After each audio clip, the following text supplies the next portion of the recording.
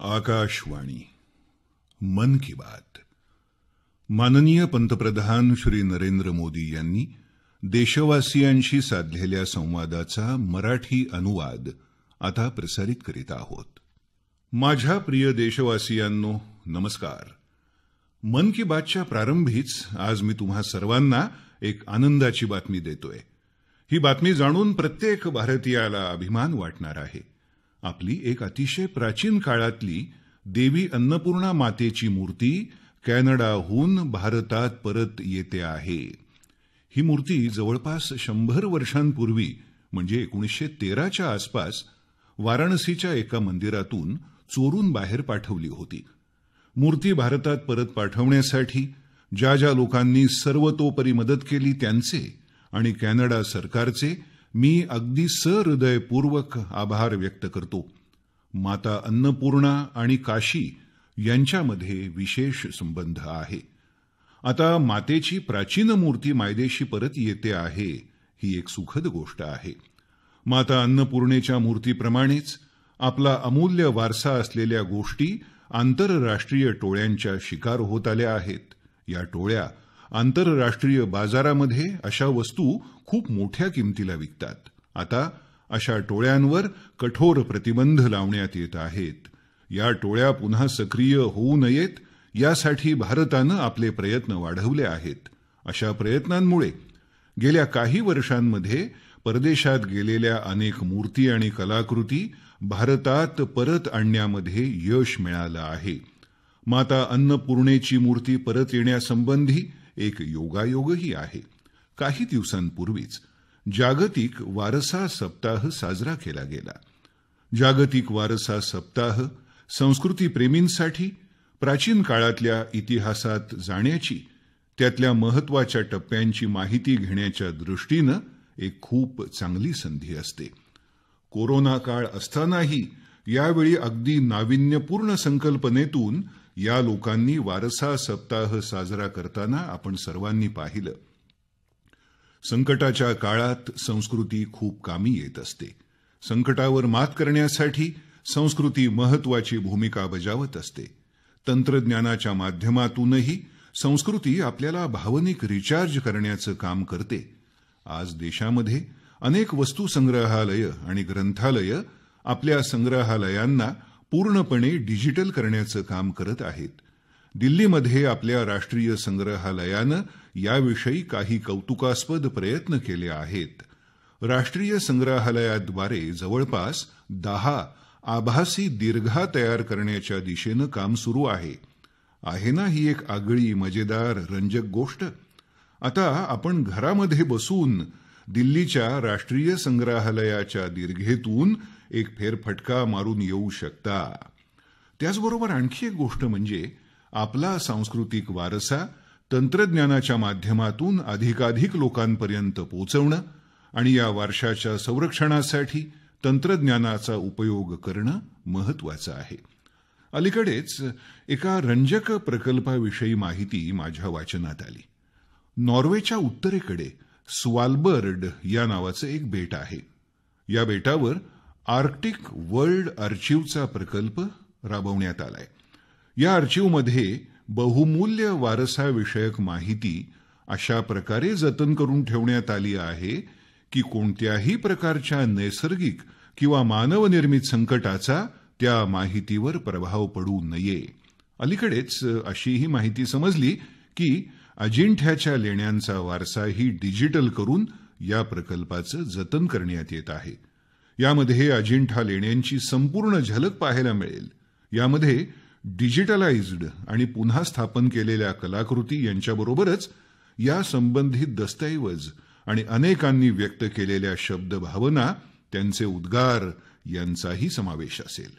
मित्रांनो, महामारीने एकीकडे आपल्या कामाच्या पद्धतीमध्ये बदल घडून आला आहे, तर दुसरीकडे निसर्गाला नव्या ढंगाने अनुभवण्याची संधीही दिली आहे। निसर्गाकडे पाहण्याच्या दृष्टिकोनात आता बदल झाला आहे। ऋतुचक्रातल्या हिवाळ्याला आता प्रारंभ होत आहे। निसर्गामध्ये वेगवेगळ्या रंगांची उधळण आपल्याला पाहायला मिळते। गेल्या काही दिवसांपासून चेरी ब्लॉसमच्या व्हायरल फोटोंनी इंटरनेट व्यापून गेलं होतं. आता आपण विचार करत असणार की मी चेरी ब्लॉसम विषयी बोलतोय म्हणजे मी नक्कीच जपानची ओळख म्हणून असलेल्या चेरी ब्लॉसमचा उल्लेख करतोय. मात्र तसं काही नाहीये. हे काही जपानचं छायाचित्र नाही. हे छायाचित्र आपल्या मेघालयातल्या शिलाँगचं आहे. सध्याच्या दिवसात मेघालयाच्या सौंदर्यामध्ये या चेरी ब्लॉसमनं अधिकच भर घातली आहे. मित्रांनो, या महिन्यात म्हणजेच दिनांक 12 नोव्हेंबरपासून डॉक्टर सालीम अलीजी यांच्या 125व्या जयंतीच्या कार्यक्रमाला प्रारंभ झाला आहे. डॉक्टर सालीम अली यांनी पक्ष्यांच्या दुनियेमध्ये पक्षी निरीक्षणासंबंधी अतिशय उल्लेखनीय कार्य केलं आहे. संपूर्ण जगभरातल्या पक्षी निरीक्षकांना भारताकडे आकर्षितही केलं आहे. पक्षी निरीक्षणाचा छंद जोपासणाऱ्यांचं मी नेहमी कौतुक करतो. ही मंडळी खूप धैर्यानं, अगदी चिकाटीनं अनेक तास, अगदी सकाळपासून संध्याकाळपर्यंत पक्षी निरीक्षण करू शकतात. निसर्गातल्या अगदी अनोख्या दृश्यांचा आनंद घेऊ शकतात. इतकंच नाही तर त्यांच्याकडचं ज्ञान आपल्यासारख्या लोकांपर्यंत पोचवत राहतात. भारतामध्येही अनेक पक्षी निरीक्षण संघटना सक्रिय आहेत. तुम्हीही जरूर या विषयाशी जोडलं जावं. माझ्या इतक्या धावपळीच्या दैनंदिन व्यवहारातही मला अलीकडेच केवडियामध्ये पक्ष्यांबरोबर काही वेळ घालवता आला. ती एक संस्मरणीय संधी होती. पक्ष्यांबरोबर घालवलेला काळ, वेळ तुमचं निसर्गाशी नातं जोडलं जाऊन पर्यावरणासाठी एक प्रेरणा देईल. माझ्या प्रिय देशवासियांनो, भारताची संस्कृती आणि शास्त्र नेहमीच संपूर्ण दुनियेच्या दृष्टीनं आकर्षणाचं एक केंद्र राहिलं आहे. अनेक लोक तर याचा शोध घेण्यासाठी भारतामध्ये आले आणि मग इथलेच होऊन राहिले. असं तर नेहमीच होत असतं. अनेक लोक शोधकार्य करून मायदेशी परत जातात आणि या संस्कृतीचे चांगले संवाहक बनतात. मला जॉनस मसेट्टींच्या कामाविषयी जाणून घेण्याची संधी मिळाली. त्यांना विश्वनाथ या नावानंही ओळखलं जातं. जॉनस ब्राझीलमध्ये लोकांना वेदांत आणि गीता शिकवतात. ते विश्वविद्या या नावाची एक संस्थाही चालवतात. रिओ दी जेनेरिओपासून साधारणपणे 1 तासाभराच्या अंतरावर असलेल्या पेट्रोपोलिस या डोंगरावर त्यांचं विश्वविद्येचं काम चालतं. जॉनस यांनी मेकॅनिकल इंजिनिअरिंगचं शिक्षण घेतल्यानंतर स्टॉक मार्केटमधल्या आपल्या कंपनीमध्ये काम केलं. त्यानंतर त्यांना भारतीय संस्कृतीचं आकर्षण निर्माण झालं. विशेष करून वेदांतामध्ये त्यांना अधिक रुची वाटायला लागली. स्टॉकपासून ते स्पिरिच्युअलिटीपर्यंत त्यांनी केलेला हा प्रवास वास्तवामध्ये खूप मोठा आहे. जॉनस यांनी भारतामध्ये वेदांत दर्शनाचा अभ्यास केला आणि 4 वर्ष त्यांनी कोइंबतूरच्या आर्ष विद्या गुरुकुलममध्ये वास्तव्य केलं.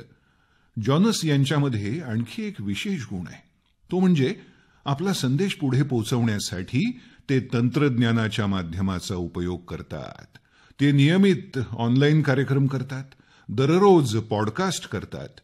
गेल्या 7 वर्षांमध्ये जॉनस यांनी वेदांत हा विषय 1.5 लाखांपेक्षा जास्त विद्यार्थ्यांना शिकवला आहे. ते या विषयाचा मोफत अभ्यासक्रम शिकवतात. वेदांत शिकवण्याचं जॉनस केवळ एक खूप मोठं काम करत आहेत असं नाही, तर ते ज्या भाषेत शिकवतात ती भाषा समजणाऱ्यांची संख्या खूप मोठी आहे. कोरोना आणि क्वारंटाईनच्या काळामध्ये वेदांत कशी मदत करू शकतो याविषयी लोकांमध्ये रुची सातत्यानं वाढत आहे. जॉनस यांनी केलेल्या प्रयत्नांसाठी मन की बातच्या माध्यमातून मी त्यांचं अभिनंदन करतो आणि त्यांच्या भविष्यातल्या कार्याला शुभेच्छा देतो. मित्रांनो, अशा प्रकारे आणखी एका बातमीकडे तुमचं लक्ष नक्कीच गेलं असेल. न्यूझीलंडमध्ये नव्यानं निवडून आलेले संसद सदस्य डॉक्टर गौरव शर्मा यांनी या विश्वातल्या सर्वात प्राचीन भाषांपैकी एक असलेल्या संस्कृत भाषेतून शपथ घेतली. एक भारतीय म्हणून भारतीय संस्कृतीचा असा होत असलेला प्रचार आपल्या सर्वांसाठी अभिमानाचा विषय आहे. मन की बातच्या माध्यमातून मी गौरव शर्माजी यांना शुभेच्छा देतो. त्यांनी न्यूझीलंडच्या लोकांची सेवा करताना नवीन यशोशिखर गाठावं अशी कामना व्यक्त करतो. माझ्या प्रिय देशवासियांनो, उद्या 30 नोव्हेंबरला आपण श्री गुरु नानक देवजी यांचं 551वे प्रकाश पर्व साजरं करणार आहोत. संपूर्ण दुनियेमध्ये गुरु नानक देवजींचा प्रभाव स्पष्ट रूपाने दिसून येतो. व्हँकोव्हर ते वेलिंग्टन पर्यंत, सिंगापूर ते साऊथ आफ्रिकेपर्यंत त्यांचे संदेश सर्व बाजूंनी ऐकायला येतात. गुरु ग्रंथ साहिब मध्ये म्हटलं आहे की सेवक को सेवा बना आई. याचा अर्थ आहे सेवकाचं काम सेवा करणं आहे. गेल्या काही वर्षांमध्ये अनेक महत्त्वाचे टप्पे आले आणि एक सेवक म्हणून आपल्याला खूप काही करण्याची संधी मिळाली. गुरु साहिबने आमच्याकडून ही सेवा करून घेतली. गुरु नानक देवजी यांचं हे 550वे प्रकाश पर्व, श्री गुरु गोविंद सिंहजी यांचं 350वे प्रकाश पर्व आणि पुढच्या वर्षी श्री गुरु तेग बहादूरजी यांचं 400वे प्रकाश पर्वही आहे. मला जाणवतं की गुरु साहेबांची माझ्यावर विशेष कृपा असली पाहिजे. त्यांनी मला नेहमीच आपल्या कार्यामध्ये अधिक जवळीकतेने सामावून घेतलं आहे. मित्रांनो, कच्छमध्ये एक गुरुद्वारा आहे. या लखपत गुरुद्वारा साहिब विषयी आपण काही जाणता का? श्री गुरु नानकजी यांनी उदासीच्या काळामध्ये लखपत गुरुद्वारा साहिब मध्ये वास्तव्य केलं होतं. 2001च्या भूकंपामध्ये या गुरुद्वाराचंही नुकसान झालं होतं. गुरु साहेबांच्या कृपेमुळेच मी त्याच्या जीर्णोद्धाराचं काम सुनिश्चित करू शकलो. यावेळी केवळ गुरुद्वाराचा जीर्णोद्धार केला असं नाही, तर तितक्याच गौरवानं आणि भव्यतेनं गुरुद्वाराची पुन्हा स्थापना करण्यात आली. आम्हा सर्वांना गुरु साहेबांचा खूप आशीर्वादही मिळाला. लखपत गुरुद्वाराच्या संरक्षणाच्या प्रयत्नांना 2004 मध्ये युनेस्को एशिया पॅसिफिक हेरिटेज पुरस्कार म्हणून अवॉर्ड ऑफ डिस्टिंक्शन दिलं गेलं.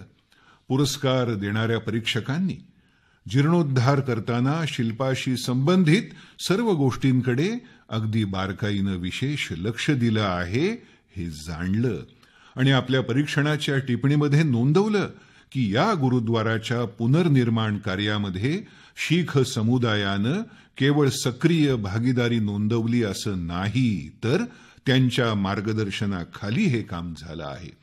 मी ज्यावेळी मुख्यमंत्रीही नव्हतो त्यावेळीच लखपत गुरुद्वाराला जाण्याचं भाग्य मला लाभलं. तिथे जाऊन मला असीम ऊर्जा मिळत होती. या गुरुद्वारामध्ये जाऊन प्रत्येकाला धन्य झाल्याचं जाणवतं. गुरु साहेबांनी माझ्याकडून निरंतर सेवा करवून घेतली, याबद्दल मी खूप कृतज्ञ आहे. गेल्या वर्षी नोव्हेंबरमध्येच करतारपूर साहिब कॉरिडॉर मुक्त करणं ही ऐतिहासिक घटना झाली. या गोष्टीची आठवण मी अगदी जीवनभर मनाच्या कोपऱ्यात साठवून ठेवणार आहे. आम्हा सर्वांचंच भाग्य थोर आहे, म्हणूनच आम्हाला श्री दरबार साहिबांची सेवा करण्याची एक संधी मिळाली. परदेशात वास्तव्य करणाऱ्या आमच्या शीख बंधू भगिनींसाठी आता दरबार साहिबांच्या सेवेसाठी निधी पाठवणं अधिक सुलभ झालं आहे. या उपायांमुळे संपूर्ण विश्वभरातील संगत दरबार साहिबांच्या अधिक जवळ आली आहे.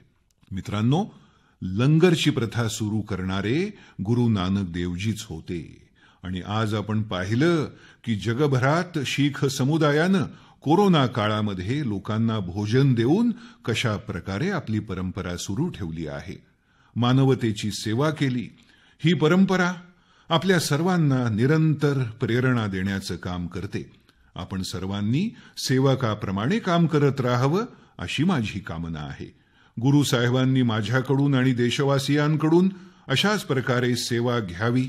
पुन्हा एकदा गुरु नानक जयंती निमित्त माझ्या खूप खूप शुभेच्छा. माझ्या प्रिय देशवासियांनो, गेल्या काही दिवसांमध्ये देशभरातल्या विविध विद्यापीठांमधल्या विद्यार्थ्यांबरोबर संवाद साधण्याची, त्यांच्या शैक्षणिक प्रवासातल्या महत्त्वपूर्ण कार्यक्रमामध्ये सहभागी होण्याची संधी मला प्राप्त झाली.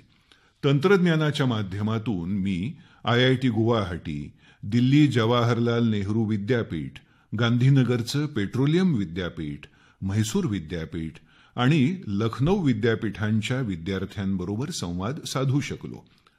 देशातल्या युवा पिढीबरोबर संवाद साधून मी अगदी ताजातवाना झालो. हा अनुभव मला ऊर्जावान बनवणारा होता. विद्यापीठाचा परिसर म्हणजे तर एक प्रकारे छोटा भारतच असतो. एकीकडे विद्यापीठ परिसरामध्ये भारताच्या विविधतेचं दर्शन होतं, तर तिथेच दुसरीकडे नवभारतासाठी मोठमोठं परिवर्तन घडवून आणण्याचं पॅशनही दिसतं. कोरोनाच्या आधीच्या दिवसांमध्ये मी ज्यावेळी असा संवाद साधण्यासाठी एखाद्या संस्थेमध्ये जात होतो, त्यावेळी माझा आग्रह असायचा की आजूबाजूच्या शाळांमधल्या गरीब मुलांनाही या कार्यक्रमामध्ये आमंत्रित केलं जावं. ती मुलंच त्या कार्यक्रमामध्ये माझे विशेष पाहुणे बनून यायची. एक छोटासा मुलगा त्या भव्य कार्यक्रमामध्ये कोणाही युवकाला डॉक्टर, इंजिनियर, संशोधक बनताना पाहतो, कोणाला पदक स्वीकारताना पाहतो, त्यावेळी त्याच्याही मनामध्ये तो एक नवीन स्वप्न पाहायला लागतो. आपणही असंच करू शकतो असा आत्मविश्वास त्याच्या मनात जागृत होतो. संकल्प करण्यासाठी त्याला एक प्रेरणा मिळते. मित्रांनो, याशिवाय आणखी एक गोष्ट जाणून घेण्यात मला नेहमीच रुची असते. ती म्हणजे संस्थेच्या ॲल्युमिनी विषयी. म्हणजेच त्या संस्थेचे माजी विद्यार्थी कोण आहेत, त्या संस्थेनं आपल्या माजी विद्यार्थी वर्गाशी नियमित संपर्क ठेवण्यासाठी काही व्यवस्था केली आहे का, त्यांचं माजी विद्यार्थी संघटन नेटवर्क किती सक्रिय आहे. माझ्या युवा मित्रांनो, आपण जोपर्यंत एखाद्या संस्थेत शिक्षण घेत असतो तोपर्यंतच आपण त्या संस्थेचे विद्यार्थी असतो. मात्र आपण आजन्म तिथले माजी विद्यार्थी असतो. शाळा कॉलेज संपल्यानंतरही दोन गोष्टी कधीही संपत नाहीत. एक, आपल्या शिक्षणाचा आपल्यावरचा प्रभाव, आणि दुसरी गोष्ट आपल्या शाळा कॉलेज विषयी आपल्याला असलेली आत्मीयता. जेव्हा माजी विद्यार्थी आपापसात गप्पा मारतात, तेव्हा शाळा कॉलेजमधल्या दिवसांच्या आठवणी, पुस्तकं आणि अभ्यासापेक्षा कॉलेज परिसरात घालवलेला वेळ आणि मित्रमैत्रिणींच्या सोबतचे क्षण यांच्या आठवणीवरच जास्त गप्पा होतात. आणि याच आठवणींमधून आपल्या संस्थेसाठी काहीतरी करण्याची भावना जन्माला येते. जिथे आपल्या व्यक्तिमत्वाचा विकास झाला आहे, त्या संस्थेच्या विकासासाठी काहीतरी करता येणं यापेक्षा आनंदाची गोष्ट आणखी काय असू शकते. मी अशा काही उपक्रमांविषयी ऐकलं आहे जिथे माजी विद्यार्थ्यांनी आपल्या जुन्या शिक्षण संस्थांसाठी खूप काही केलं आहे. हल्ली माजी विद्यार्थी याबाबतीत खूप उत्साहानं काम करताना दिसतात. IITच्या विद्यार्थ्यांनी आपल्या संस्थांना चर्चासत्र सभागृह, व्यवस्थापन केंद्र, इन्क्युबेशन केंद्र अशा अनेक व्यवस्था स्वतः उभारून दिल्या. या सगळ्या उपक्रमांमुळे सध्या शिक्षण घेत असलेल्या विद्यार्थ्यांचा शैक्षणिक अनुभव अधिक समृद्ध होत जातो. IIT दिल्लीनं एका देणगी निधीची सुरुवात केली आहे, जी अत्यंत उत्तम कल्पना आहे. जगातल्या अनेक नावाजलेल्या विद्यापीठांमध्ये अशा प्रकारचे देणगी निधी स्थापन करण्यात आले आहेत, ज्यातून विद्यार्थ्यांना मदत मिळते.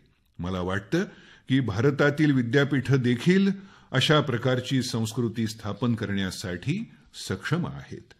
जेव्हा काही परतफेड करण्याची वेळ येते, तेव्हा काहीही कमी किंवा जास्त नसतं. अशा वेळी छोट्यात छोटी मदत सुद्धा खूप महत्त्वाची असते.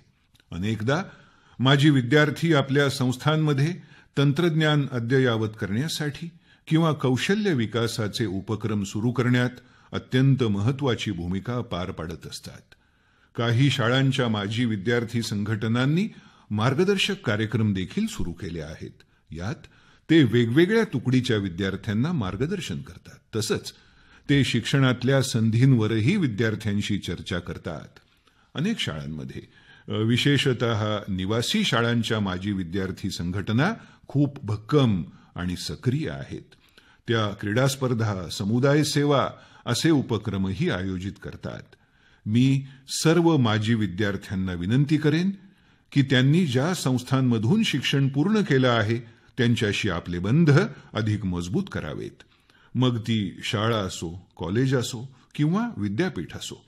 माझी सर्व संस्थांनाही आग्रहाची विनंती आहे की त्यांनी माजी विद्यार्थ्यांचा सहभाग वाढवण्यासाठी काही नाविन्यपूर्ण उपक्रम राबवावेत, काही सृजनशील मंच विकसित करावेत, जेणेकरून माजी विद्यार्थ्यांचा त्यात सक्रिय सहभाग असेल. मोठी महाविद्यालये आणि विद्यापीठच नाहीत तर आमच्या गावातील शाळांच्या माजी विद्यार्थ्यांची देखील एक मजबूत आणि सक्रिय अशी संघटना असायला हवी. माझ्या प्रिय देशबांधवांनो, 5 डिसेंबरला श्री अरबिंदो यांची पुण्यतिथी आहे. श्री अरबिंदो यांच्याविषयी आपण जेवढं वाचतो तेवढी त्यांच्या विचारांची खोली आपल्याला जाणवत जाते. माझ्या युवा मित्रांनो, श्री अरबिंदो यांच्याविषयी तुम्ही जेवढं अधिक जाणाल तेवढेच तुम्ही स्वतःला समजू शकाल, स्वतःला समृद्ध करू शकाल. आयुष्याच्या ज्या भावावस्थेत आपण आज आहात, जे संकल्प पूर्ण करण्यासाठी आपण प्रयत्न करत आहात, त्यामध्ये आपल्याला कायम श्री अरबिंदो यांच्याकडून एक नवी प्रेरणा मिळत राहील, एक नवा मार्ग सापडत राहील. जसे आज आपण सर्वजण लोकलसाठी व्होकल ही मोहीम चालवतो आहोत, तर अशा वेळी श्री अरबिंदो यांचे स्वदेशी विषयीचे विचार आपल्याला मार्ग दाखवत आहेत.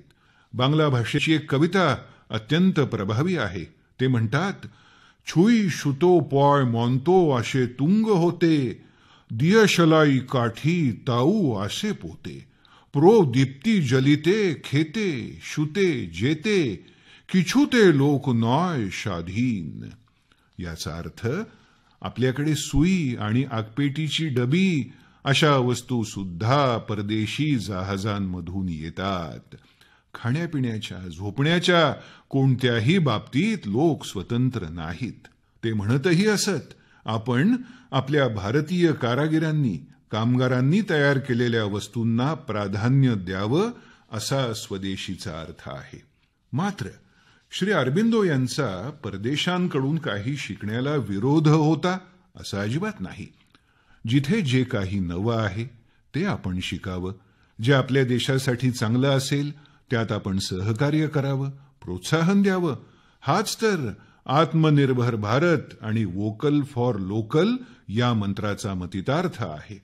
विशेषतः स्वदेशीचा वापर करण्याबद्दल त्यांनी जे विचार व्यक्त केले आहेत ते आज प्रत्येक भारतीयानं वाचायला हवेत. मित्रांनो, याचप्रमाणे शिक्षणाविषयी देखील श्री अरबिंदो यांचे विचार अत्यंत स्पष्ट होते. ते शिक्षणाकडे केवळ पुस्तकी ज्ञान, पदवी आणि नोकरी मिळवण्याचं साधन एवढ्याच मर्यादित अर्थानं बघत नसत. श्री अरबिंदो म्हणत की आपलं राष्ट्रीय शिक्षण आपल्या युवा पिढीच्या मन आणि बुद्धीला प्रशिक्षित करणारं असायला हवं. बुद्धीचा वैज्ञानिक विकास होत राहावा आणि मनात भारतीय भावना असाव्यात, तरच एक युवक देश आणि समाजात एक उत्तम नागरिक म्हणून विकसित होऊ शकेल. श्री अरबिंदो यांनी शिक्षणाविषयी जी मतं तेव्हा मांडली होती, ज्या अपेक्षा व्यक्त केल्या होत्या, त्या आज देशात नव्या राष्ट्रीय शैक्षणिक धोरणाच्या रूपानं पूर्ण होत आहेत. माझ्या प्रिय देशबांधवांनो, भारतात शेती आणि त्याच्याशी संबंधित गोष्टींशी नवे आयाम जोडले जात आहेत. गेल्या काही दिवसांमध्ये झालेल्या कृषी सुधारणांमुळे शेतकऱ्यांसाठी अनेक नव्या संधींची दारं उघडली गेली आहेत. गेली अनेक वर्ष शेतकऱ्यांच्या ज्या मागण्या होत्या त्या मागण्या पूर्ण करण्यासाठी कोणत्या न कोणत्या वेळी प्रत्येक राजकीय पक्षांनी त्यांना वचन दिलं होतं. त्या मागण्या आज पूर्ण झाल्या आहेत. सविस्तर चर्चा आणि विचारमंथनातून संसदेनं कृषी विधेयकांना मंजुरी देत त्याचं कायद्यात रूपांतर केलं. या नव्या सुधारणांमुळे शेतकरी केवळ बंधमुक्तच होणार नाहीत, तर त्यांना नवे अधिकार देखील मिळाले आहेत, नव्या संधी मिळाल्या आहेत. शेतकऱ्यांना होणारे त्रास या अधिकारांमुळे अगदी अल्पावधीतच कमी होऊ लागले आहेत. महाराष्ट्राच्या धुळे जिल्ह्यातले शेतकरी जितेंद्र भोई यांनी या नव्या कृषी कायद्याचा वापर कसा केला हे जाणून घेतलं पाहिजे. जितेंद्र भोई यांनी शेतात मका लावला. आणि उत्तम किंमत मिळावी म्हणून तो मका व्यापाऱ्यांना विकण्याचं निश्चित केलं. पिकाची एकूण किंमत 3,32,000 इतकी निश्चित झाली. जितेंद्र भोई यांना 25,000 रुपये आगाऊ रक्कम म्हणून मिळाले. ठरलं असं होतं की उरलेले पैसे त्यांना 15 दिवसात दिले जातील. मात्र नंतर अशी काही परिस्थिती निर्माण झाली की त्यांना बाकीचे पैसे मिळालेच नाहीत. शेतकऱ्यांकडून माल विकत घ्यायचा आणि महिनोन्महिने त्यांचे पैसे चुकवायचे नाहीत. मका खरेदीत कदाचित वर्षानुवर्ष अशाच प्रकारचे व्यवहार होत असतील. त्याच परंपरेनं तेही वागत होते. अशा प्रकारे 4 महिन्यांपर्यंत जितेंद्रजी यांचे पैसे मिळालेच नाहीत. अशा स्थितीत केंद्र सरकारनं सप्टेंबर महिन्यात जे कृषी कायदे अंमलात आणले ते त्यांच्या कामी आले. या कायद्यात अशी तरतूद करण्यात आली आहे की शेतमाल खरेदी केल्यानंतर 3च दिवसात शेतकऱ्यांचे पूर्ण पैसे द्यावे लागतील आणि जर पैसे मिळाले नाहीत तर शेतकरी त्याविरोधात तक्रार दाखल करू शकतो. या कायद्यात आणखी एक खूप महत्त्वाची गोष्ट आहे. या कायद्यात अशी तरतूद करण्यात आली आहे की त्या भागातल्या उपविभागीय अधिकाऱ्यांना 1 महिन्याच्या आत शेतकऱ्यानं दाखल केलेल्या तक्रारीचं निवारण करावं लागेल. आता जेव्हा अशा कायद्यांची ताकद आपल्या शेतकरी बंधूंजवळ होती तेव्हा त्यांच्या तक्रारीचं निवारण तर निश्चित होणार होतं. जितेंद्रजी यांनी तक्रार केली आणि काही दिवसातच त्यांचे पैसे त्यांना मिळाले. म्हणजेच कायद्याची योग्य आणि पूर्ण माहिती जितेंद्रजी यांची ताकद बनली. क्षेत्र कुठलंही असो, त्या प्रत्येक क्षेत्रात भ्रम आणि अफवांपासून दूर राहत योग्य आणि खरी माहिती प्रत्येक व्यक्तीपर्यंत पोहोचवणं ही एक खूप मोठी शक्ती असते. शेतकऱ्यांमध्ये अशी जागृती करण्याचं काम राजस्थानमधल्या 12 जिल्ह्यात राहणारे मोहम्मद असलमजी करत आहेत. ते शेतकरी उत्पादक संघटनेचे सीईओ म्हणजेच मुख्य कार्यकारी अधिकारी देखील आहेत. होय, आपण बरोबर ऐकलत, शेतकरी उत्पादक संघटनेचे सीईओ. मला आशा आहे की मोठमोठ्या कंपन्यांच्या सीईओंना हे ऐकून चांगलं वाटलं असेल की देशाच्या कानाकोपऱ्यातल्या भागात काम करणाऱ्या शेतकरी संघटनांचे देखील सीईओ होऊ लागले आहेत. तर मित्रांनो, मोहम्मद असलमजी यांनी आपल्या भागातल्या अनेक शेतकऱ्यांचा एक व्हॉट्सअप ग्रुप बनवला आहे. या ग्रुपमध्ये ते दररोज आसपासच्या बाजारात काय भाव सुरू आहे त्याची माहिती शेतकऱ्यांना देत असतात. त्यांची स्वतःची संघटना देखील शेतकऱ्यांकडून शेतमाल विकत घेत असते. त्यामुळेच त्यांच्या ह्या उपक्रमामुळे शेतकऱ्यांना मालविक्रीचा निर्णय घ्यायला मदत होते. मित्रांनो, जागृती आहे तर जिवंतपणा आहे. आपल्या जागरूकतेच्या प्रयत्नातून हजारो लोकांच्या आयुष्यावर प्रभाव टाकणारे एक कृषी उद्योजक आहेत श्री वीरेंद्र यादवजी. वीरेंद्र यादवजी पूर्वी ऑस्ट्रेलियामध्ये राहत असत. 2 वर्षांपूर्वी ते भारतात आले आणि आता हरियाणात कैथल इथं राहतात. इतर शेतकऱ्यांसारखी त्यांना सुद्धा शेतातल्या तण कचऱ्याची विल्हेवाट कशी लावायची ही एक मोठी समस्या होती. यावर तोडगा काढण्यासाठी व्यापक स्तरावर काम सुरू आहे. मात्र आज मन की बात या कार्यक्रमात मी श्री वीरेंद्रजी यांचा विशेष उल्लेख यासाठी करतो आहे कारण त्यांचे प्रयत्न वेगळे आहेत, एक नवी दिशा दाखवणारे आहेत. या पिकांच्या तण अवशेषांवर तोडगा काढण्यासाठी वीरेंद्रजी यांनी या तणाचे गठ्ठे बांधणारी स्ट्रॉ बेलर मशीन विकत घेतली. त्यासाठी त्यांना कृषी विभागाकडून आर्थिक मदतही मिळाली. या मशीननं त्यांनी या तणाचे गठ्ठे तयार केले. गठ्ठे तयार केल्यावर त्यांनी हे तण ॲग्रो एनर्जी प्लांट आणि पेपर मिलला विकलं.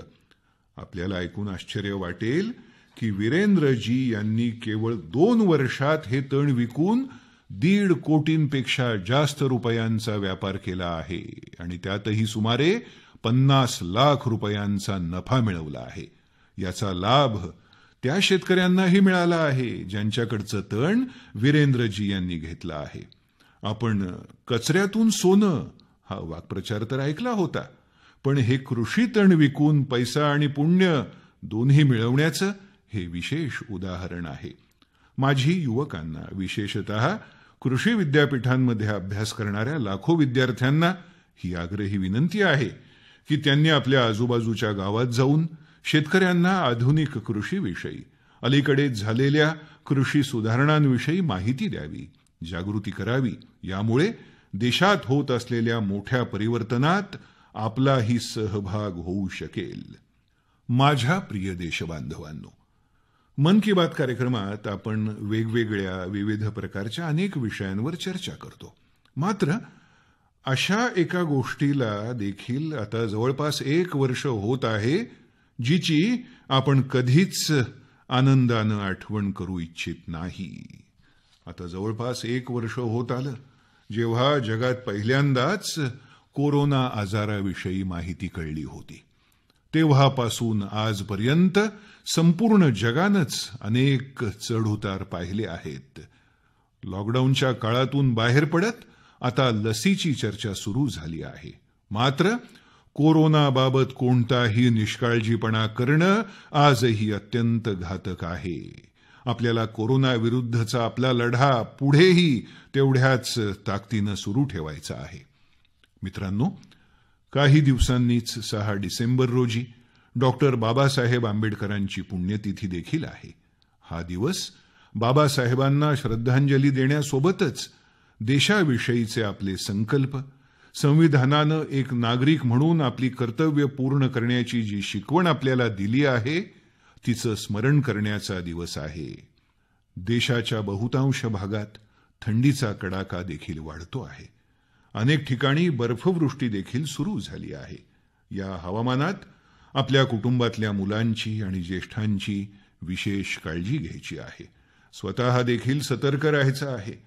जेव्हा लोक आपल्या आजूबाजूला असलेल्या गरजूंची, गरिबांची काळजी करतात, तेव्हा ते बघून मला खूप आनंद होतो. उबदार कपडे देऊन लोक त्यांना मदत करतात. अनाथ प्राण्यांना देखील हिवाळ्यात थंडीमुळे खूप त्रास होतो. अनेक लोक त्यांची मदत करायला देखील पुढे येतात. आपली युवा पिढी अशा कामांमध्ये नेहमीच अग्रेसर असते. मित्रांनो, पुढच्या वेळी जेव्हा आपण मन की बात मध्ये भेटू, तेव्हा 2020 हे वर्ष संपत असेल. नवी उमेद, नवा विश्वास घेऊन आपण पुढे वाटचाल करू. आपल्या ज्या काही सूचना असतील, कल्पना असतील, त्या माझ्यापर्यंत नक्की पोहोचवा. आपल्या सर्वांना खूप खूप शुभेच्छा. आपण सर्व निरोगी राहा, देशासाठी काम करत राहा. खूप खूप धन्यवाद. मन की बात. माननीय पंतप्रधान श्री नरेंद्र मोदी यांनी देशवासियांशी साधलेल्या संवादाचा मराठी अनुवाद आपण ऐकला. हा मराठी अनुवाद आकाशवाणी मुंबई केंद्रावरून प्रसारित करण्यात आला.